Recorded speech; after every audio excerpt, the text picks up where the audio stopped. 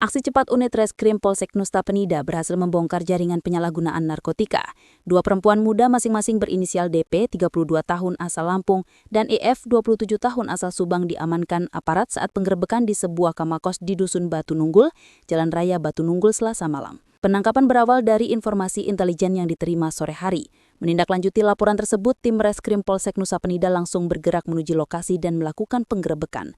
Begitu pintu kamar dibuka, kedua perempuan itu tak berkutik saat petugas menemukan sejumlah barang bukti. Dari lokasi, polisi menyita 13 paket sabu-sabu, 1 paket pil Inex siap edar, alat hisap, 5 korek api, serta 3 unit telepon genggam yang diduga digunakan untuk transaksi narkotika. Kedua pelaku kini telah diamankan di Mapolsek Nusa Penida bersama seluruh barang bukti untuk proses pemeriksaan lebih lanjut. Pengungkapan ini menjadi bukti kesigapan aparat dalam menjaga keamanan wilayah serta melindungi masyarakat dari ancaman peredaran narkoba di Nusa Penida.